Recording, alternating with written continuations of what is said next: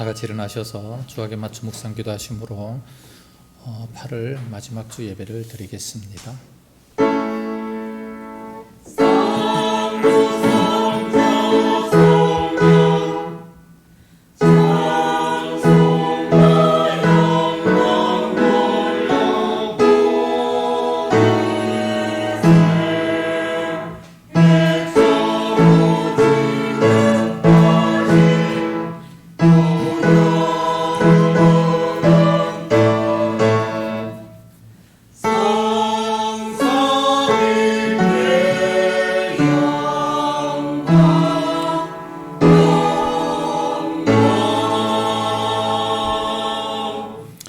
오직 너희는 원수를 사랑하고 선대하며 아무것도 바라지 말고 꾸어주라.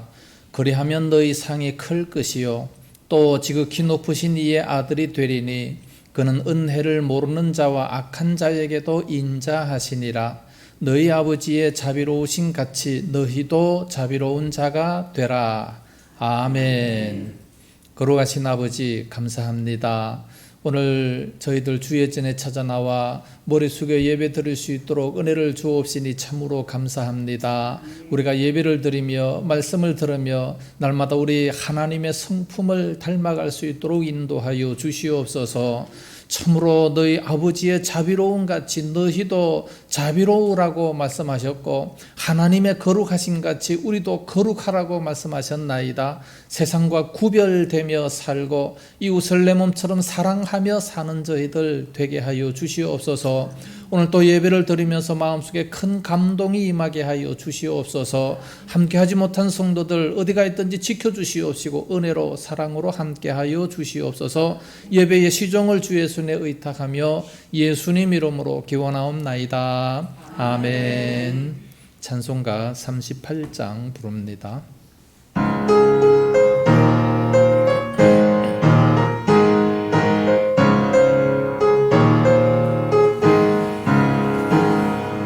예수 우리 왕이여 이곳에 오셔서 우리가 왕께 드리는 영광을 받아주소서. 우리는 주님의 백성 주님은 왕이신 예수님 오셔서 좌정하사 다스리소서. 예수 우리 주시오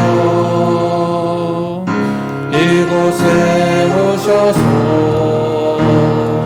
우리가 주께 드리는 찬양을 받아주소서. 우리는 주님의 종들 주님은 우리 주시라. 주 대신 예수님 오셔서 이 찬양을 받아주소서. 교독문제 60번 시편 139편 말씀을 교독하겠습니다. 여호와여 주께서 나를 살펴보셨으므로 나를 아시나이다. 주께서 내가 알고 열성을 아시고 멀리서도 나의 생각을 밝게 하시오며 나의 모든 길과 내가 눕는 것을 살펴보셨으므로 나의 모든 행위를 익히 아시오니 여호와여 내 혀의 말을 알지 못하시는 분이 하나도 없으시이다. 내가 주의 영을 떠나 어디로 가며 주의 앞에서 어디로 피하리이까. 내가 하늘에 올라갈지라도 거기 계시며 수월에 내 자리를 펼치라도 거기 계시리이다. 내가 새벽 날개를 치며 바다 끝에 가서 거주할지라도 거기서도 주의 손이 나를 인도하시며 주의 오른손이 나를 붙드시리이다. 하나님이여 나를 살피사 내 마음을 아시며 나를 시험하사 내 뜻을 아옵소서. 내게 무슨 악한 힘이 나오시고 나를 영원한 길로 인도하소서. 아멘. 사도신경으로 신앙 고백합니다. 전능하사 천지를 만드신 하나님 아버지를 내가 믿사오며 그 외아들 우리 주 예수 그리스도를 믿사오니 이는 성령으로 잉태하사 동정녀 마리아에게 나시고 본디오 빌라도에게 고난을 받으사 십자가에 못 박혀 죽으시고 장사한 지 사흘 만에 죽은 자 가운데서 다시 살아나시며 한노래 오르사 전능하신 하나님 우편에 앉아 계시다가 저리로서 산자와 죽은 자를 심판하러 오시리라. 성령을 믿사오며 거룩한 공예와 성도가 서로 교통하는 것과 죄를 사하여 주시는 것과 몸이 다시 사는 것과 영원히 사는 것을 믿사옵나이다. 아멘. 자리에 앉으시기 바랍니다. 찬송가 440장 부르겠습니다.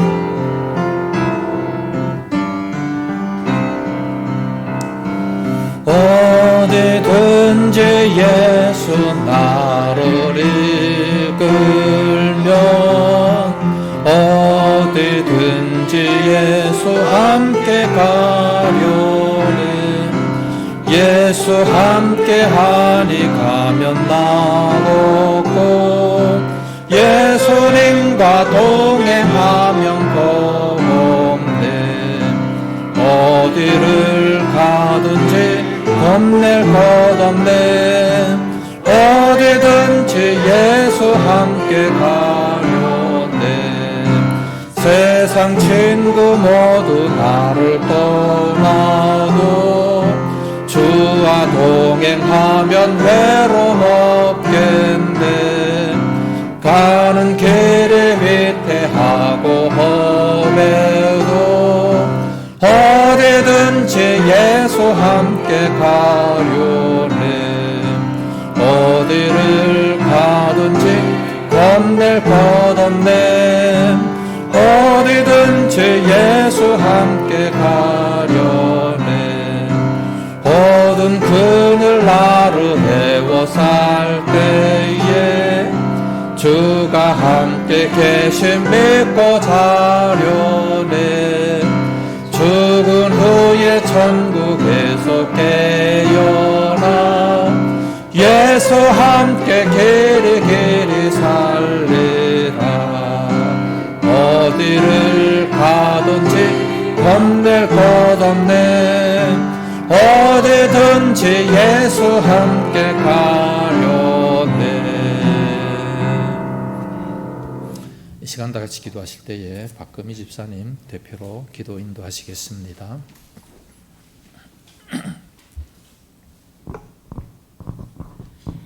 사랑이 많으시고 자비로우신 하나님 아버지, 오늘도 변함없이 주의 교회 성도들과 함께하신 주님 감사를 드립니다.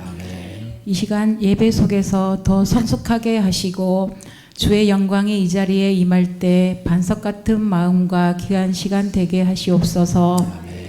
지난 한 주간의 삶을 되돌아볼 때에 주님의 자녀로서 그리스도의 향기를 나타내지 못하고 우리의 헛된 욕망으로 살아왔음을 회개합니다. 오늘의 말씀 속에 저희의 허물과 지은 죄를 용서하여 주시옵소서. 저희의 심령을 새롭게 변화시켜 주셔서 복음의 진리를 확실히 깨닫고 더욱 굳건한 믿음을 결단하게 하시옵소서. 끝날 것 같으면서도 끝나지 않는 전 세계가 지속적으로 혼란스러운 가운데 질병 문제가 우리를 괴롭히고 있지만 우리는 주님 안에서 평안과 행복을 누리며 힘든 시기를 잘 이겨낼 것이라 믿습니다. 아멘. 무더운 여름을 무사히 보내고 시원한 가을을 주심을 감사드립니다. 아멘. 9월은 그리스도를 닮아가는 한 달이 되기를 원합니다. 아멘. 살아계신 하나님 아버지, 우리 주의교회 성도들 상처 있고 아픈 가정을 치유하여 주시옵소서.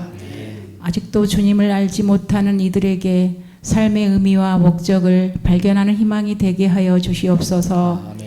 주님을 향한 성령들이 모두 치유되고 회복되는 놀라운 체험들이 나타나게 주님께서 도와주시옵소서. 귀한 말씀을 선포하시는 목사님을 축복하시고 은혜를 더하여 주셔서 말씀의 권세와 성령의 역사가 우리의 삶을 변화시켜 주시옵소서. 이 모든 말씀을 예수님의 이름으로 기도드립니다. 아멘.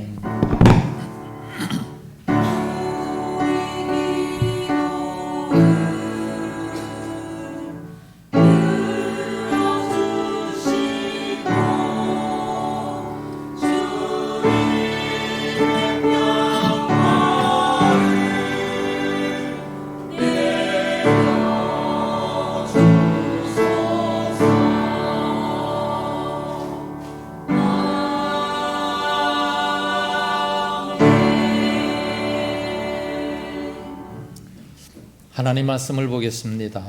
누가복음 제6장 38절 한 절만 우리 다 같이 한 목소리로 봉독합니다. 시작. 주라 그리하면 너희에게 줄 것이니 곧 후이되어 누르고 흔들어 넘치도록 하여 너희에게 안겨주리라. 너희가 헤아리는 그 헤아림으로 너희도 헤아림을 도로 받을 것이니라. 아멘. 성가대 찬양이 있겠습니다.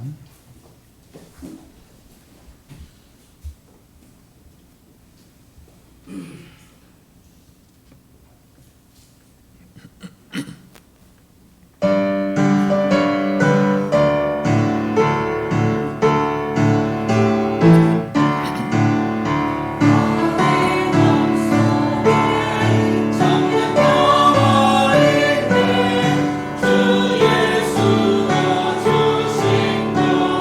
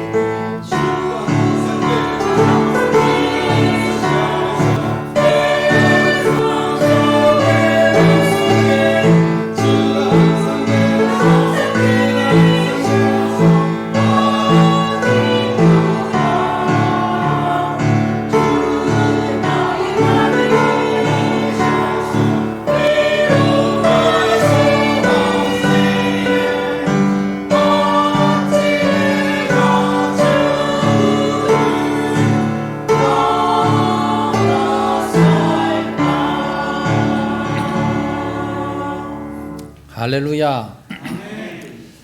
성가대는 확실히 지휘자가 있어야 돼요. 벌써 노래가 얼마나 다릅니까? 기도하겠습니다. 거룩하신 아버지, 참으로 감사합니다. 아름다운 찬양으로 영광을 돌립니다. 하나님 아버지, 주님께서 저희들을 떠나시면 저희가 어찌 살 수 있사오리까? 날마다 주님 마음에 합한 삶을 살게 하시고 주님께서 기뻐하시는 삶을 살아갈 수 있도록 인도하여 주시옵소서. 우리 성가대원들 날마다 붙잡으시옵시고 은혜 주옵소서. 열정을 품고 충성하는 저들의 믿음 위에 하늘의 큰 복으로 인도해 주옵시기를 간절히 원합니다.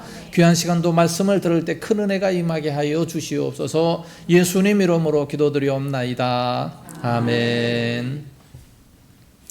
신앙생활의 핵심이 뭐라 그랬습니까? 하나님을 기쁘시게 하는 겁니다. 왜냐고요? 하나님께서 우리 인간을 창조하신 목적이 자신의 기쁨을 위해서 창조하셨기 때문에, 그러므로 우리는 하나님께 기쁨이 돼야 되는 겁니다. 우리가 물건을 살 때에 내 마음에 기뻐야 사지 안 기쁘면 안 삽니다. 마찬가지로 하나님도 우리 인간을 창조하신 목적이 하나님 자신의 기쁨을 위해서 만드셨습니다. 사랑을 위해서 만드셨습니다. 그러면 하나님을 기쁘시게 하는 것이 어떤 생활이냐? 성경에 찾아보니까 6가지가 있었습니다. 그 첫째가 섬김이요, 두 번째가 사랑이요, 세 번째가 전도요, 네 번째가 주는 생활, 다섯 번째 기도의 생활, 여섯 번째 구제의 생활입니다. 이 6가지를 매주 하나씩 살펴보는데, 우리가 이 말씀을 들으면 그대로 실천할 수 있기 위하여 최선의 노력을 해야 됩니다. 자, 첫 번째, 우리는 섬김의 생활을 말씀을 드렸습니다. 지금까지 누구를 한번 섬겨봤습니까? 사랑의 생활에 대해서 말씀을 드렸습니다. 이웃을 내 몸처럼 사랑해 봤습니까? 자, 지난주는 전도에 대해서 말씀드렸습니다. 누구 한 사람 전도해 봤습니까? 아무도 없어요?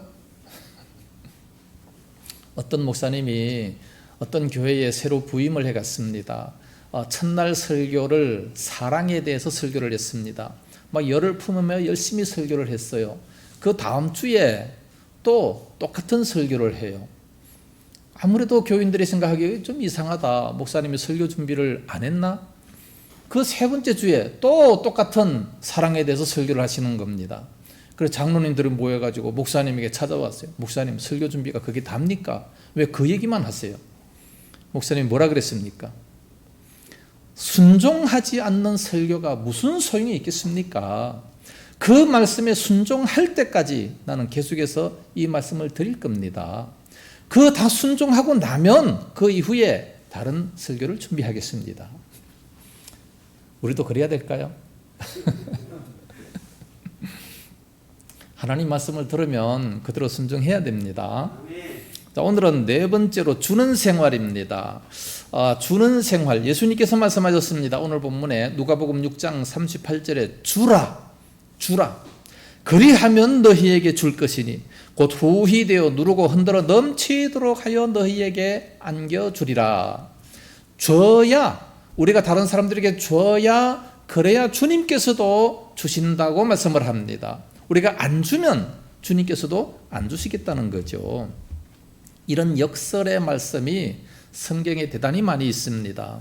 한글 사전에 역설이라는 말을 찾아보니까 이렇게 설명되어 있습니다. 주의와 의견이 뒤집혀서 되는 이론이다. 또는 얼른 보기에는 모순같이 보이나 사실은 모순이 아닌 이론이다. 그렇게 얘기합니다. 모순같이 보이는데 사실은 모순이 아닙니다. 이 세상에도 보면 역설이 많습니다. 제가 인터넷을 찾아보니까 이런 말들이 있습니다. 건물은 높아졌지만 인격은 더 낮아졌다. 소비는 많아졌지만 더 가난해지고, 더 많은 물건을 사지만 기쁨은 줄어들었다. 집은 커졌지만 가족은 더 적어졌다. 더 편리해진 생활이지만 시간은 더 없다. 학력은 높아졌지만 상식은 부족하고, 지식은 많아졌지만 판단력은 모자란다. 전문가들은 늘어났지만 문제는 더 많아졌고, 약은 많아졌지만 건강은 더 나빠졌다. 키는 커졌지만 인품은 왜소해지고, 이익은 더 많이 추구하지만 관계는 더 나빠졌다. 맞벌이를 하지만 이혼은 높고 집은 더 호화스러워지지만 가정은 깨지고 있다. 이 모든 것들이 다 역설 아닙니까? 아니, 부부가 서로 맞벌이를 해서 돈 많이 벌면 행복해야지요. 집이 호화스러워지면 훨씬 더 행복해야지요. 그런데 왜 이혼이 더 늘어나고 가정이 깨집니까? 다 역설입니다. 잘못된 겁니다. 그래서 사전에 보니까 역설이라는 말이 나오고 그 다음에 나오는 단어가 뭐냐? 역설가입니다. 역설가가 누구냐? 역설가라고 하는 것은 역설적 이론을 많이 붙이는 사람을 말씀하고 있습니다. 우리 예수님께서 역설적인 이론을 참으로 많이 붙이셨습니다. 그 역설이 무엇인가? 복음서에서 한번 찾아보니까 5가지 역설이 나옵니다. 그 5가지 역설이 뭐냐? 첫째는 쉼을 얻으려면 먼저 멍에를 매야 된다. 두 번째, 살려면 먼저 죽어야 된다. 세 번째, 높아지려고 하면 먼저 낮아져야 된다. 네 번째, 대접을 받으려고 하면 먼저 대접을 해줘야 된다. 5번째, 받으려면 먼저 줘야 된다. 이 5가지를 한 가지씩 구체적으로 차례로 살펴보겠습니다. 자, 첫째는 쉼을 얻으려면 먼저 멍에를 매야 됩니다. 내가 쉬고 싶으면 먼저 일을 해야 된다라는 말씀이에요. 마태복음 11장 28절에서 30절 말씀 보니까 수고하고 무거운 짐진 자들아 다 내게로 오라. 내가 너희를 쉬게 하리라. 나는 마음이 온유하고 겸손하니 나의 멍에를 메고 내게 배우라. 그리하면 너희 마음이 쉼을 얻으리니 이는 내 멍에는 쉽고 내 짐은 가벼움이라 말씀합니다. 내 멍에를 메고 내게 배우라. 내 멍에는 쉽고 가볍다 말씀합니다. 멍에를 매면 맬수록 점점 더 힘들어지는 거예요. 그렇죠? 멍에를 매면 짐을 지면 질수록 더 많이 힘든 겁니다. 그런데 더 가벼워진다 그렇게 말씀합니다. 우리 예수님께서 주시는 이 멍에는 더 가벼워진다는 겁니다. 불교는요, 믿으면 믿을수록 공부하면 공부할수록 점점 더 까다로워지고 섬기가 점점 더 힘들어져요. 무슨 규제가 그렇게 많은지 정말 불안해서 섬길 수가 없어요. 그러나 기독교는 섬기면 섬길수록 마음이 편안해지고 기쁨과 만족감이 더욱 넘쳐나게 되는 겁니다. 우리가 부산까지 걸어서 간다고 치면 굉장히 오래 걸리죠. 그런데 짐을 하나 딱 지고 가요. 내 짐이니까. 내 짐을 지고 조그만 가방을 하나 딱 들고 가는데 누가 부탁을 해요. 내 짐도 좀 들어달라. 큰 가방을 줘요. 그러면 그 가방을 같이 들고 가려고 하면 얼마나 힘이 들겠습니까? 힘이 훨씬 더 든 겁니다. 그런데 더 쉬워지는 방법이 있어요. 그 짐을 하나 큰 거를 더 주면서 자동차를 하나 딱 줬다. 그러면 어떻게 되겠습니까? 훨씬 쉬워지죠. 네? 걸어서 부산 가려면 몇 달을 걸어가야 되는데 5시간이면 갈 수 있어요. 그 짐을 다 싣고도 얼마든지 편하게 쉽게 갈 수가 있는 겁니다. 그게 더 쉬워지는 거예요. 예수님의 짐이 마치 그와 똑같습니다. 예수님께서 지우시는 이 멍에는 지울수록 점점 더 쉬워지는 거예요. 새벽기도 하려고 그러면 얼마나 힘들겠습니까? 그러나 하면 할수록 점점 더 은혜가 넘쳐나게 되는 겁니다. 축복의 선물이에요. 새벽기도를 하면 힘든 것이 아니라 모든 문제가 다 해결되니까 기쁨이 넘치는 거죠. 네. 주님이 주시는 멍에는 더 쉽습니다. 영어 속담에 No cross, no crown이라는 말이 있습니다. 십자가 없이 영광이 없다라는 뜻입니다. 십자가가 없으면 영광도 없다는 말씀이에요. 그래서 스펄전 목사님은 얘기합니다. 이 땅에서 십자가를 지지 않는 사람은 천국에서도 면류관을 쓸 수 없다. 그렇게 얘기합니다. 이 땅에서 십자가를 지지 않는 사람은 면류관을 쓸 수 없다. 그러므로 우리는 십자가를 기쁨으로 질 수가 있는 겁니다. 왜? 더 큰 면류관을 받을 수 있으니까. 그래서 우리가 주님 앞에 하는 이 헌신, 피곤한 것이 아니에요. 훨씬 더 큰 보상을 주시기 때문에 그런 겁니다. 그래서 어떤 친구 목사님은요, 그런답니다. 장로나 권사님을 선택할 때에 아무도 모르게 시험을 해본대요. 무슨 시험을 하느냐. 권사님, 우리 교회에 손님이 오셨는데 식사 대접을 한번 할 수 있을까요? 또는 장로님, 지금 비가 와서 교회가 새는데 어떻게 지금 잠깐 좀 교회 좀 와주실 수 있나요? 이렇게 여러 가지를 한번 시험을 해본다는 거예요. 그래서 합격이 되면 이제 장로 권사를 준다고 합니다. 교회의 멍에는 매면 맬수록 인생이 쉬워집니다. 무거운 직분을 맡으면 맡을수록 모든 문제가 풀리게 됩니다. 왜 그러느냐? 하나님이 함께 하시기 때문에 그렇습니다. 두 번째는 살려면 먼저 죽어야 됩니다. 예수님께서 또 역설적인 말씀을 하십니다. 마가복음 8장 35절에 누구든지 자기 목숨을 구원하고자 하면 잃을 것이요 누구든지 나와 복음을 위하여 자기 목숨을 잃으면 구원하리라 말씀합니다. 살려고 하면 죽고 죽고자 하면 살겠다는 말씀입니다. 역설적인 그런 진리 아니겠습니까? 예수님은 또 말씀하십니다. 요한복음 12장 24절에 내가 진실로 진실로 너희에게 이르노니 한 알의 밀이 땅에 떨어져 죽지 아니하면 하늘 그대로 있고 죽으면 많은 열매를 맺으리라 말씀합니다. 생명을 걸고 죽을 각오로 충성하면 반드시 살아난다는 더 많은 보상이 있다는 것을 말씀해 주고 있습니다. 예수님께서 그 모델이 되시지 않습니까? 예수님께서 왜 이 땅에 오셨습니까? 십자가를 지고 죽기 위해서 이 땅에 오셨습니다. 이 땅에 오신 목적이 바로 죽기 위해서 오셨다고 말씀합니다. 마태복음 20장 28절에 인자가 온 것은 섬김을 받으려 함이 아니라 도리어 섬기려 하고 자기 목숨을 많은 사람의 대속물로 주려 함이니라. 예수님이 이 땅에 오신 목적이 섬기려고 또는 자기 목숨을 많은 사람들에게 주기 위해서 오셨다 말씀합니다. 그래서 오셨잖아요. 오셔서 대신 많은 사람들을 위해서 대신 죽어주셨어요. 죽기 위해서 오셨다 그런데 죽어주셨어요. 죽고 난 이후에 어떻게 됐습니까? 부활하셨잖아요. 죽으러 오신 분은 영원히 사는 겁니다. 이 역설의 주인공이 바로 예수님이십니다.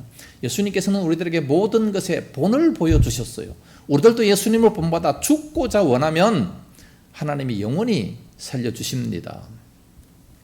어떤 분이 위암으로 사형 선고를 받았는데 그는 집안에 사형 선고 받고 가만히 있으니까 자꾸만 죽을 것만 같고 비관적인 그런 마음만 들었습니다. 그래서 그가 결심합니다. 내가 죽더라도 즐겁게 살다가 죽자. 남은 인생 여행이나 열심히 하면서 내가 가지고 있는 모든 재산을 다 팔아서 가난한 사람들에게 나누어 주면서 그러면서 죽자. 그러고 이제 자기의 재산을 다 팔아서 가난한 사람들에게 나누어 주기 시작합니다. 그러면서 여행을 다닙니다. 그러니까 그것을 받는 사람이 너무너무 좋아하는 거예요. 그런데 그 모습을 바라보는 본인이 그렇게 즐거울 수가 없었습니다. 상대방이 즐거워하는 것을 보고 자기도 즐거웠어요. 모든 걱정이 다 사라져버리고 마는 겁니다. 그렇게 기쁘게 사니까 엔돌핀이 나와가지고 모든 병을 완전히 다 고침받게 됐다고 간증합니다. 죽고자 하면 다시 살아나는 그런 역사가 있습니다. 우리 노예 목사님들도 그런 분들이 있어요. 나이 많아가지고 이제 암이 걸렸는데 은퇴하셨습니다. 내가 지금 와가지고 무슨 수술하냐 그러면서 그냥 하나님이 주시는 생명 그대로 살겠다. 죽으면 죽고 살면 살고 지금 20년이 지났는데 아직까지 쌩쌩하게 지금 살고 계세요. 그런 분이 계세요. 실제로 바벨론이 이스라엘에 쳐들어왔을 때에 이스라엘 백성들을 포로로 잡아갔습니다. 바벨론 왕 느부갓네살 왕은요 자기의 신상을 만들어 놓고 모든 사람들에게 절하라고 명령을 했습니다. 만약에 절을 하지 아니하면 풀무불 속에 집어 던져서 사형을 시키겠다 얘기했습니다. 그때 사드락 메삭 아벳느고는 그 소리를 들으면서도 절하느니 우상에게 절하느니 차라리 죽겠다 그런 마음의 각오를 가졌습니다. 죽고자 마음의 결심을 한 거죠. 그래서 풀무불 속에 던짐을 받았지만 하나님께서는 예수님을 거기에 그 자리에 보내셨습니다. 세 사람이 풀무불 속에 던져졌지만 네 사람이 그 안에서 움직이고 돌아다녔어요. 하나님이 다시 살아나게 하셨습니다. 다시 바깥으로 나와가지고 느부갓네살 왕이 깜짝 놀라면서 아니 내가 분명히 이렇게 세 사람을 던졌는데 왜 네 사람이 있느냐 저들을 꺼내봐라. 꺼내니까 불탄 냄새도 없고 아주 쌩쌩하고 건강했습니다. 그래서 그들을 더욱더 높여주시면서 살아계신 하나님을 찬양을 했습니다.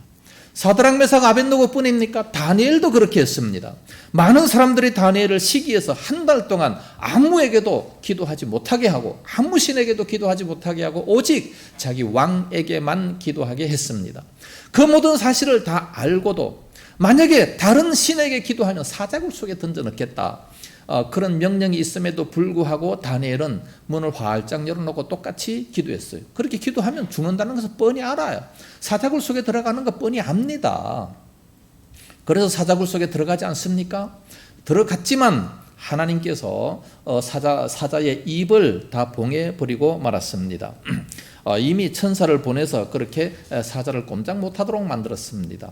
그래서 사자굴 속에서 죽지 않고 다니엘은 다시 살아나서 더욱 높아지게 됐습니다. 다니엘을 모함했던 자들이 얘기합니다. 사자가 배가 불러서 그런가 봐요. 그래요? 그러면 너들이 한번 들어가 봐라. 그들을 한번 집어넣으니까 그들은 땅에 떨어지기도 전에 사자가 그들을 물어서 뼈가 다 으스러졌다 말씀하고 있습니다. 이와 같이 죽고자 하는 자는 살고 다니엘을 모함해서 자기들이 살고자 했던 자들은 죽게 되는 그런 모습을 보지 않습니까? 이것은 참 예수님께서 말씀하신 역설입니다. 우리도 주님 앞에 뭔가 조금 손해볼 것 같아서 안 하면 오히려 더 손해보고 손해보고자 하면 하나님이 더 많은 것으로 채워주십니다. 생명까지 죽고자 하면 살려주신다고 말씀하고 있지 않습니까? 세 번째는 높아지려면 먼저 낮아져야 되는 겁니다. 예수님은 또 이런 역설적인 말씀을 하십니다. 마태복음 20장 26절에서 27절 너희 중에 누구든지 크고자 하는 자는 너희를 섬기는 자가 되고 너희 중에 누구든지 으뜸이 되고자 하는 자는 너희의 종이 되어야 하리라 말씀했습니다. 크고 싶으면 높은 사람이 되고 싶으면 리더자가 되고 싶으면 먼저 섬겨라 말씀하고 있습니다. 명령만 해서는 되는 것이 아니라는 겁니다. 배제중고등학교 교훈이 뭐냐 하면 요기되자 당위 인력이라는 것을 한문으로 딱 써놨습니다. 그게 뭐냐 하면 크고자 하는 대로 남을 섬기라고 하는 말씀은 그대로입니다. 그래서 이 배제 학당을 세운 이 아펜셀러 선교사님께서 그 말씀 그대로 살아가셨습니다. 배를 타고 목포 항구로 가는데 목포 항구에서 갑자기 배가 뒤집어졌어요. 그래서 모든 사람들이 막 그 물속에서 허덕이는데 이 아펜셀러 선교사님은 헤엄을 쳐가지고 바깥으로 살아나왔습니다. 살아나와서 보니까 이화 여고 학생들 몇 명이 나오지를 못했어요. 그래서 그들을 구원하고자 들어가서 자기는 살지 못하고 죽고 말았습니다. 토마스 아킨페스라는 사람도 이런 말을 합니다. 그대는 항상 겸손만을 지녀야 합니다. 다른 사람을 그대보다 높이는 것은 지혜입니다. 지혜로운 겁니다. 그대보다 다른 사람을 낮출 때 그대는 오히려 다치게 됩니다. 영원한 평화는 겸손 속에 있지만 교만한 마음 속에는 항상 자만과 질투심만이 가득 차 있을 뿐입니다. 그렇게 얘기를 했습니다. 그래서 우리는 내가 높아지려면 상대를 섬겨야 됩니다. 크게 높아지기를 원한다면 크게 섬기면 됩니다. 꼭 하나님께서는 이렇게 역설적으로 그렇게 말씀을 하십니다. 남을 섬기면 우리는 리더자가 될 수가 있습니다. 예수님께서도 제자들의 발을 씻겨주시지 않았습니까? 그와 같이 발을 씻길 때에 그럴 때에 참으로 모든 세상 사람들로 하여금 예수님의 이름에 무릎을 꿇게 하셨다라고 말씀하고 있습니다. 어디를 가든지 어느 단체를 가든지 우리는 섬길 수 있어야 됩니다. 섬기다 보면 그러면 아주 친해지게 되고 인정을 받을 수 있게 되는 겁니다. 나는 이런 사람인데 세상적으로 내가 대학을 나왔고 박사학위 받은 사람인데 그러면서 다른 데 가서 섬김을 받으려고만 한다면 아무도 인정을 안 해줄 겁니다.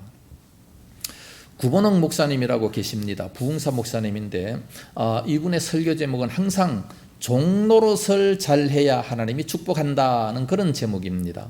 그래서 이 목사님 초기에 아주 젊었을 때 이제 아주 훌륭한 부흥사 목사님을 닮고 싶어서 그들을 쫓아다닙니다. 그러니까 그 훌륭한 부흥사 목사님들이 저 새파란 목사가 왜 이렇게 쫓아다니냐 전혀 안 끼워졌다는 거예요. 그럼에도 불구하고 계속해서 쫓아다니면서 그들의 신발을 닦아주고 또 이렇게 신겨주고 가방을 들고 또 밥을 날라드리고 새순물을 떠드리는 종노릇을 한 겁니다. 그럼에도 불구하고 안 알아줬어요. 알아주질 않았는데 어느 날 기도원을 가게 되는데 옛날에는 기도원을 갈 때 막 물 건너 개울 건너 산 넘어가는 이런 기도원들이 많았습니다.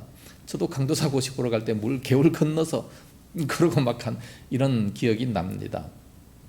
겨울을 건너야 되는데 마침 잘 됐다 싶어서 막 이렇게 다리를 걷어붙이고 그 많은 목사님들을 다 업어서 겨울을 이렇게 다 건넜다고 합니다.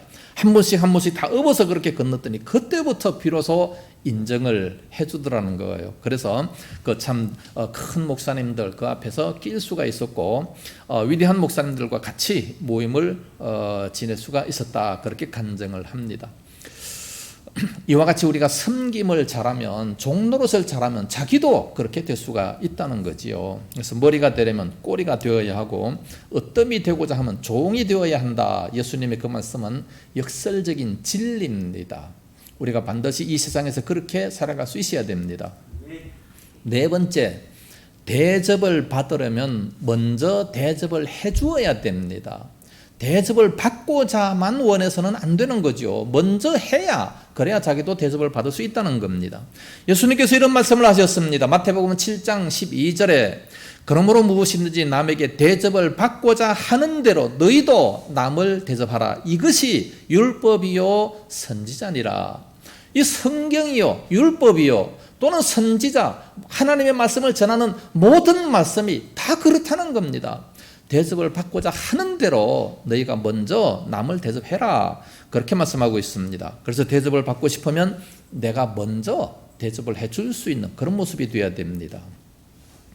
두 가지 이야기를 드리려고 합니다. 옛날에 이사라고 하는 대신이 있었습니다. 제나라 때 사건입니다. 어느 날 이 왕의 초대연에 참석했다가 이 바람을 쏘이려고 이사가 딱 나와서 바람을 쏘이고 있는데 형벌로 말미암아 불구자가 된 그 문지기가 하나가 있습니다. 이 문지기가 그 이사님을 바라보면서 남은 술이 있으면 내게도 조금만 좀 주십시오 부탁을 했어요. 그러니까 문지기가 주제도 모르게 무슨 술을 먹느냐 가지고 호통을 쳐버리고 마는 겁니다. 그러면서 이사가 들어가 버리고 말았어요. 그랬더니 이 문지기가 그 자리에다가 마치 오줌을 넣은 것처럼 물을 좀 이렇게 막 뿌려놨어요. 그 다음날 왕이 딱 나와서 보는데 누가 여기에서 오줌을 쌌느냐고 문지기에 호통을 칩니다. 그러니까 이 문지기는 황송하다는 듯이 이렇게 얘기합니다. 잘은 모르겠는데 어저께 이사라는 대감이 거기에 있었습니다. 그 말을 듣자 바로 그 이사라는 사람은 처형을 해서 사형에, 죄 없이 사형을 당해버리고 말았습니다. 실제예요. 아랫사람이라고 해서 함부로 막 대하다 보니까 자기가 오히려 죽임을 당하지 않습니까? 네? 아랫사람도 잘 대우를 해줘야 됩니다. 그래야 자기도 대접을 받게 된다는 거지요. 또 한 가지 이솝 이야기. 동물의 왕인 사자가 중한 병에 걸렸습니다. 숲속의 왕 사자가 병에 들었으니 모든 이제 동물들이 문병을 오게 됩니다. 그런데 여우가 나타나지 않았습니다. 평소에 감정이 좋지 않던 늑대가 때는 마침 이때다 그러면서 쾌재를 부릅니다. 지금이 여우에게 복수할 절호의 기회다 그러면서 이 사자에게 늑대가 말을 합니다. 왕이시여, 여우가 아직 도착하지 아니하는 것을 보니까 이 평소에 왕을 무시하는 태도고 아주 왕에 대한 감정이 좋지 않은가 봅니다. 엄한 벌을 내려야 됩니다. 그 말을 하는데 여우가 딱 도착을 했어요. 사자가 막 크게 노하면서 내 이놈 왜 이렇게 늦었느냐. 그러니까 여우는 바로 늑대가 이렇게 간사스럽게 얘기한 것을 눈치를 채고 꾀를 냅니다. 대왕이시여, 병을 고치는 약을 알아보느라고 늦었습니다. 아 그래? 그러면은 그 약이 도대체 뭐냐? 물었어요. 그랬더니 늑대의 가죽을 벗겨서 그것을 뒤집어 쓰면 금방 병이 낫는답니다.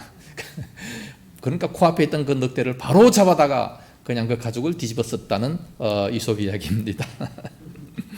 이 두 가지가 의미하는 것이 뭡니까? 심는 대로 거둔다는 사실입니다. 내가 대접을 하면 대접하는 대로 자기도 대접을 받는 것이고 무시하게 되면 자기도 무시함을 당한다는 거지요. 그래서 대접을 받으려면 우리는 먼저 대접을 해줘야 됩니다. 이것은 우리 모든 사람들에게도 마찬가지고 부부도 마찬가지고 또한 자녀들과의 관계도 마찬가지입니다. 가족 모든 식구들에게도 특히 경상도 남편들은요 대접만 받으려고 합니다. 어디서 그런 걸 배웠는지 모르겠어요. 부모들이 다 그렇게 살아서 그랬나 봅니다. 그래서 이 소리 하면 다 그냥 귀를 바짝 죽여야 되고 그래야 기분이 직성이 풀리는 것 같아요.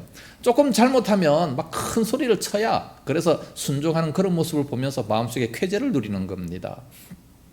그런데 여자들은요, 사실 거기에 순종하면서 그 마음속에 뭐라고 하겠습니까? 잘 대접을 해주면서 그래 늙으면 보자 그러면서 그냥 마음에 꽁 하고 있는 겁니다. 그런 사이가 어떻게 좋아질 수 있겠습니까? 점점 더 나빠질 수밖에 없는 거지요. 그러므로 힘 있는 남편들은 연약한 여인들을 잘 대접을 해줘야 됩니다. 잘 대접을 해주면 그 얼마나 고마워하겠습니까? 너무너무 고마워해서 아마 잘 죽도록 사랑을 하게 될 겁니다. 그러므로 대접을 받고자 원하면 대접을 해줘야 돼요.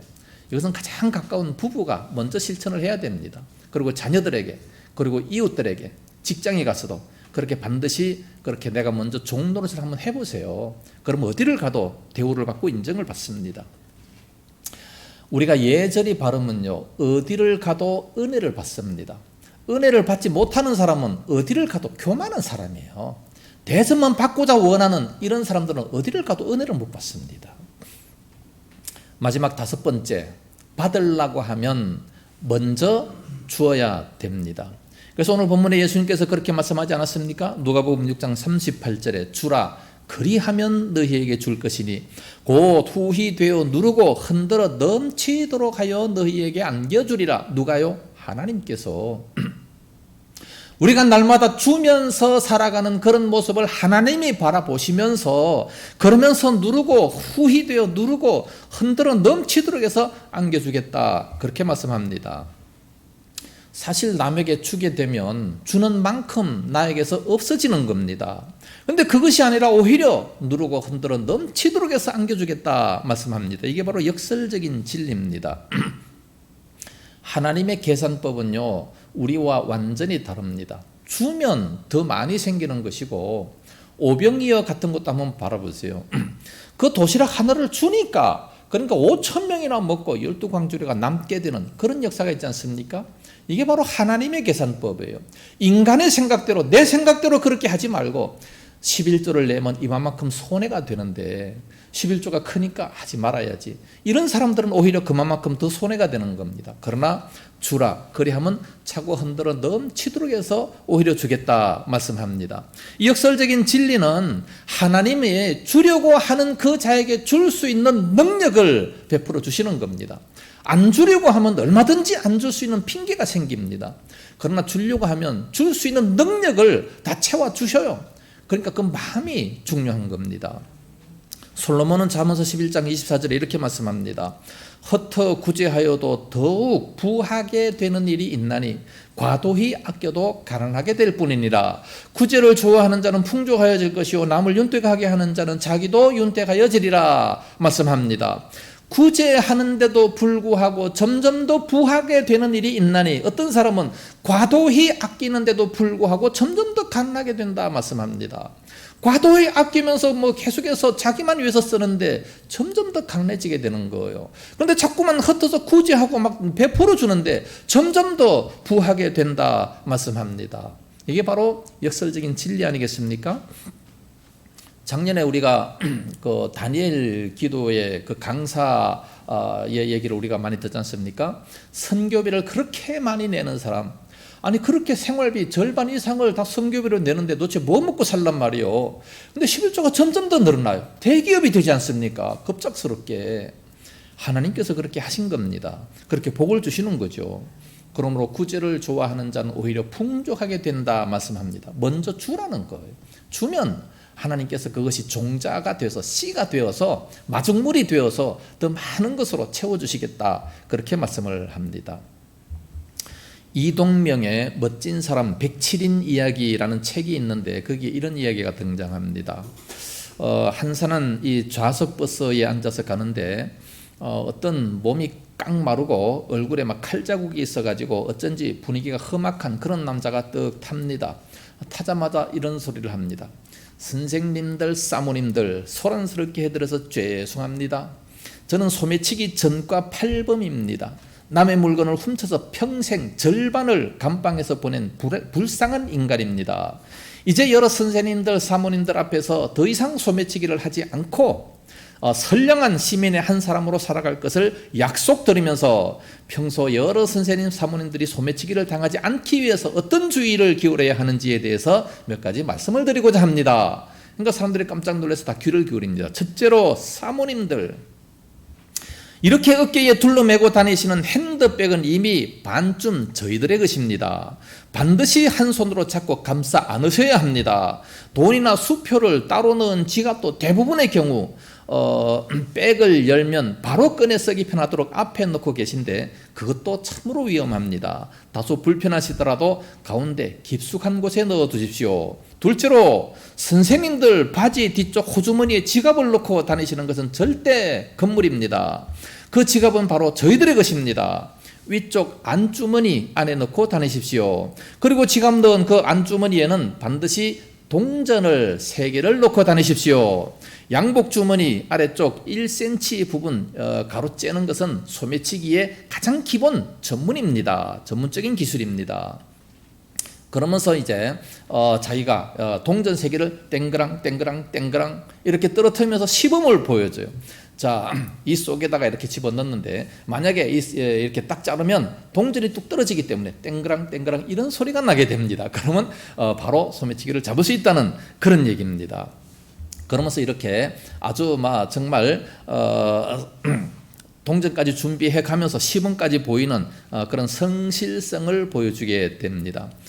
소매치기로 평생을 보낸 사람의 이 전문 기술과 이 주의사항을 강의를 끝내면서 그는 마지막으로 이제 본론을 슬쩍 꺼냅니다. 자, 이 물건이 단돈 1,000원의 가치가 있다고 생각하시는 선생님, 사모님들께서 하나씩만 팔아주시면 저는 다시는 나쁜 짓을 하지 않고 평생 제 손으로 떳떳이 번 돈으로 라면이라도 끓여 먹으면서 더 이상 죄를 짓지 않고 살아가려고 합니다. 그러면서 잠시 소란을 끼쳐들어서 대단히 죄송합니다. 그러면서 물건을 이제 하나씩 다 이렇게 갖다 보이니까 그 성실성에 다 마음문이 활짝 열려가지고 1,000원짜리도 꺼내고 5,000원짜리도 꺼내고 그러면서 잔돈도 안 받고 막 다 이렇게 베풀어 주는 겁니다. 왜 그렇게 하겠습니까? 그 사람의 성실성이 보였기 때문에 그렇습니다. 전과자가 다시는 내가 그렇게 살지 않겠다 하면서 이제 성실한 태도를 보이니까 또 필요한 정보를 주니까 그렇게 참 잘 대해주는 그런 모습을 보게 됩니다. 오늘날 우리들도 이와 같이 못된 경험을 통해서 남에게 유익을 주려고 하는 것 때문에 사람들에게 아낌없는 이런 사랑을 주게 되는 겁니다. 사도행전 9장에도 보니까 이 다비다라고 하는 이 선지자가 나옵니다. 구제를 많이 했는데 사람들을 많이 사랑했는데 그가 어느 날 갑자기 죽었어요. 그 죽었다는 소식을 듣고 베드로가 요빠에 내려갔습니다. 그랬더니 많은 사람들이 베드로에게 찾아와가지고 이 옷이 바로 이 다비다가 준 겁니다. 속옷도 내보이고 겉옷도 내보이고 이게 다 다비다가 준 겁니다. 그러면서 다 막 울어요. 이 다비다는 일찍 죽어서 안 될 사람이다, 베드로는 생각합니다. 그래서 그 다비다의 별명을 도르가라고 얘기해 줍니다. 그러면서 간절히 그를 붙잡고 기도합니다. 그랬더니 다시 살아났어요. 천사도 인정합니다. 하늘의 천사가 너는 빨리 죽어서는 안 돼, 돌아가. 그래서 도로가가 돼버린 겁니다. 별명이 도로가. 우리가 선한 일을 많이 하면 죽어도 살아날 수 있습니다. 너무나도 세상 사람들이 안타까워하니까 그러니까 다시 살려주는 그런 모습도 보게 된다는 겁니다. 주려고 하는 자에게는 이와 같은 은혜가 있게 됩니다. 이스라엘에 가면 큰 두 호수가 있습니다. 하나는 갈릴리 호수고 하나는 사해 호수입니다. 호수인데 사해는 호수라고 안 하고 바다라고 합니다. 왜냐하면 죽음의 바다 그렇게 얘기합니다. 이 갈릴리 호수는 이 헬몬산에서부터 내려오는 그 맑은 물을 받아가지고 이제 또 다시 사해 바다로 내줍니다. 그러니까 이 갈릴리 주변은 얼마나 아름다운지 굉장히 아름답고 이 갈릴리에서 사해까지 가는 그 강이 요단강이라고 얘기를 합니다. 요단강 그 주변에도 굉장히 아름다운 이렇게 여러 가지 나무들도 많이 있습니다. 그런데 이 사해 바다는 다 죽어버렸어요. 사해 바다는 너무 짠 바다가 되기 때문에 그 주변도 다 그냥 모래밖에 없어요.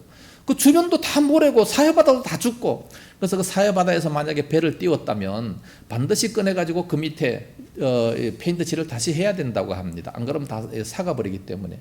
사람들도 거기 가서 수영을 많이 하는데 수영도 절대로 10분 이상 하면 안 돼요. 몸이 쩔어버리기 때문에. 만약에 사해 바다에 그 물이 눈 속에 들어갔다 빨리 나가서 막 따가워서 견딜 수가 없어요. 내가 뭐 경험자거든. 빨리 나가서 막 물에다가 한 시간 동안 씻어야 됩니다. 그 정도로 이 짭니다. 왜 그렇습니까? 사해바다는 다시 내보내질 않아요. 내보내질 않습니다. 자기만 계속해서 갖고 있어요. 그래서 그 물이 그렇게 짠 겁니다. 근데 신기한 것은 갈릴리 바다는 그렇게 내보내주는데도 불구하고 지금도 물이 가득 차 있어요. 사해바다는 계속 받기만 하는데 지금 물이 없어요. 거의 다 이렇게 말라가지고 없어지고 있습니다. 신기한 일은 아니겠습니까? 아니 받는데 왜 없어져? 안 내보내주는데. 갈릴리 바다는 계속 내보내주는데 점점 더 풍성해져요. 참으로 신기합니다.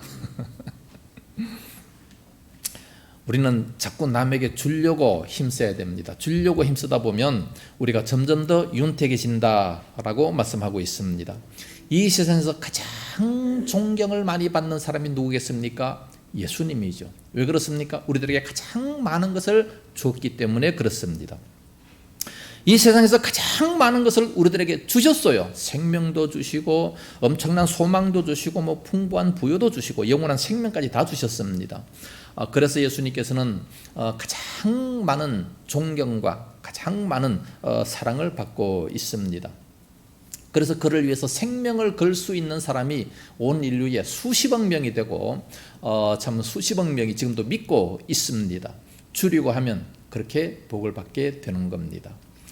결론적으로 말씀을 드립니다. 예수님은 5가지 역설을 말씀하셨습니다. 쉼을 얻으려면 먼저 멍에를 매야 되고 또 살려면 먼저 죽어야 됩니다. 그리고 높아지고 싶으면 먼저 낮아져서 대접해 줘야 됩니다. 또 대접을 받으려면 먼저 대접해 주는 그런 모습이 되어야 되고 내가 받고 싶으면 먼저 주어야 된다라는 것을 말씀하고 있습니다. 주라 그리하면 차고 흔들어 넘치도록 하여 너희에게 안겨주리라. 하나님의 말씀입니다. 이 말씀을 깊이 생각하면서 먼저 낮아지고 먼저 주고 먼저 멍에를 메고 먼저 죽기에 힘쓰는 이런 모습들이 되므로 더 풍성한 삶이 될 수 있기를 예수님 이름으로 축복합니다. 기도하겠습니다. 거룩하신 아버지, 은혜와 사랑을 참으로 감사합니다. 우리 예수님께서 역설적인 말씀을 대단히 많이 하셨습니다. 하나님 아버지, 오늘날 저희들 참으로 쉼을 얻고 싶으면 먼저 멍에를 메라고 말씀하셨고 또한 살고 싶으면 먼저 죽으라고 말씀하셨나이다. 또 낮아져야 되고 또 먼저 대접해줘야 또 우리도 대접받을 수 있다 말씀합니다. 먼저 남에게 베풀어야 우리도 받을 수 있다고 말씀합니다. 하나님 아버지, 세상 사람들과 반대로 살아갈 수 있는 그런 저희들이 되게 하여 주시옵소서. 정말로 이웃을 내 몸처럼 사랑하면서 참으로 주님께서 말씀하신 것을 실천하면서 살아가게 하여 주시옵소서. 그래서 참으로 짧은 이 세상에서 참으로 풍성한 삶을 누리는 그런 저희들이 다 되어지게 하여 주시옵소서. 참으로 저희들을 붙들어 주옵시고 날마다 주님의 귀한 말씀을 깊이 마음속 깊이 생각하는 저희들 다 되게 하여 주옵시기를 간절히 원하오며 예수님 이름으로 기도드리옵나이다. 아멘.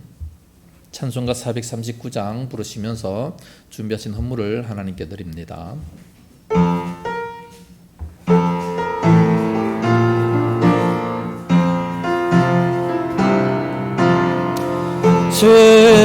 십자가로 가까이 나를 이끄시고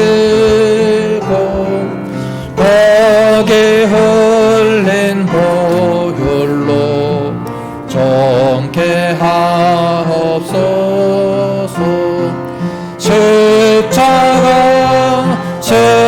십자가 무한 영광일세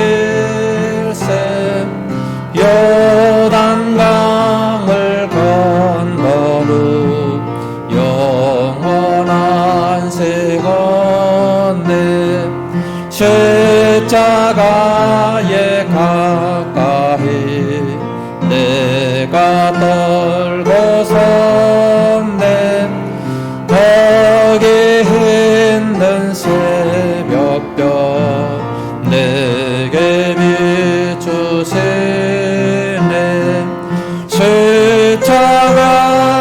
십자가 무한 영광일세 요단강을 건너루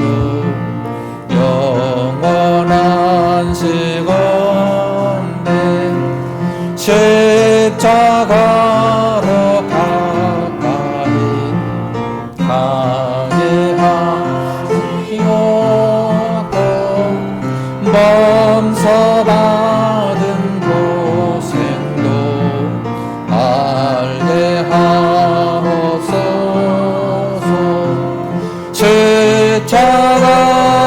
십자가 무한 영광일세. 요단강을 건너는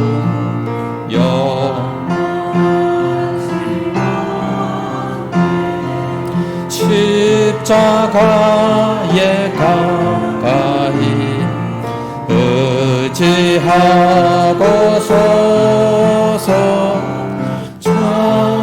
그를 때까지 항상 머물겠네. 십자가 무한 영광일세. 요단강을 건너는 영원한 시간에.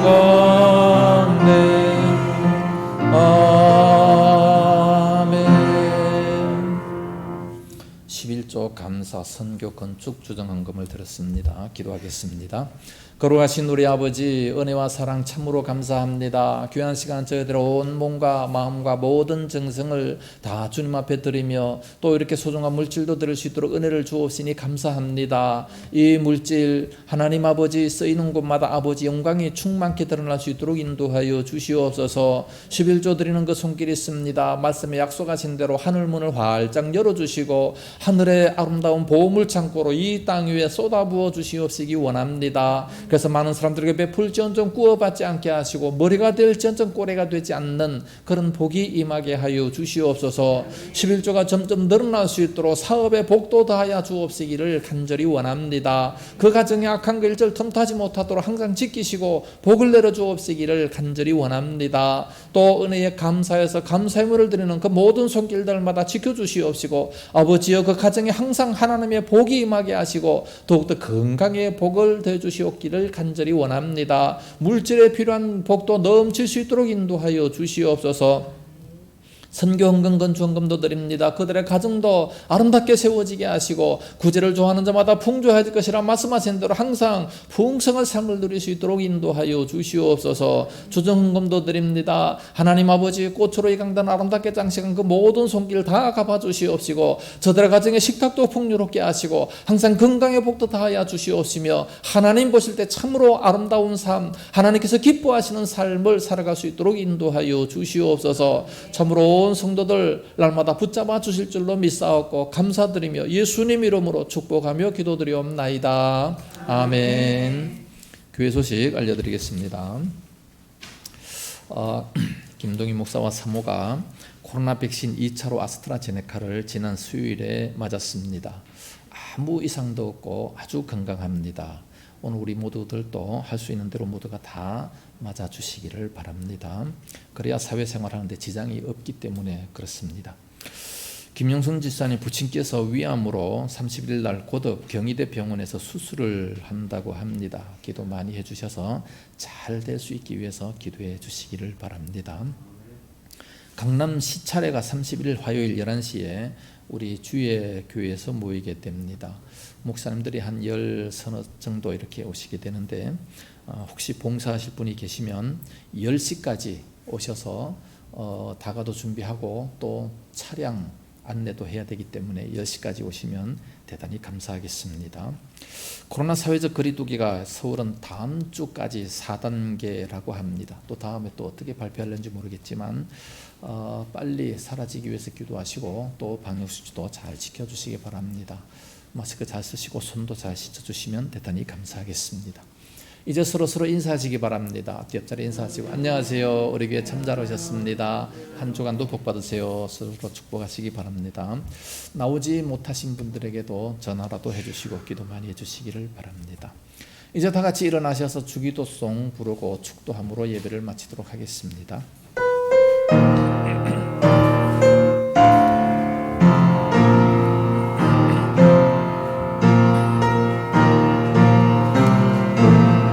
하늘 크신 아버지 이름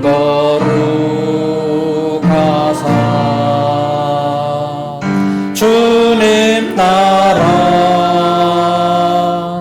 임하시고 뜻이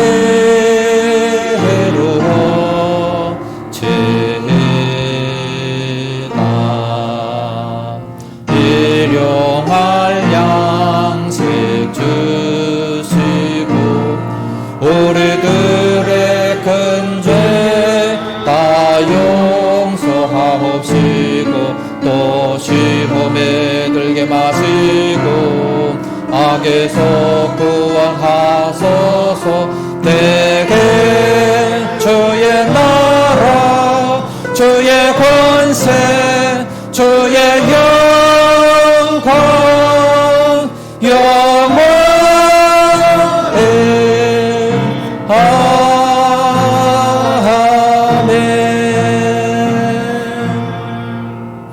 이제는 온교의 머리 되신 예수 그리스도의 은혜와 독생자 주신 하나님 아버지의 무한하신 사랑하심과 성령님의 감화하시며 감동하시고 위로 교통 충만 역사하심이 이 시간도 역설적인 주님의 귀한 말씀을 잘 지키기 원하고 많은 사람들에게 베풀어 주기 원하고 대접하기 원하는 우리 모든 성도들 머리 위에 저들의 가정과 생업투와 교회와 이 나라 민족이 위해 이제와 영원까지 함께 있을지어다. 아멘.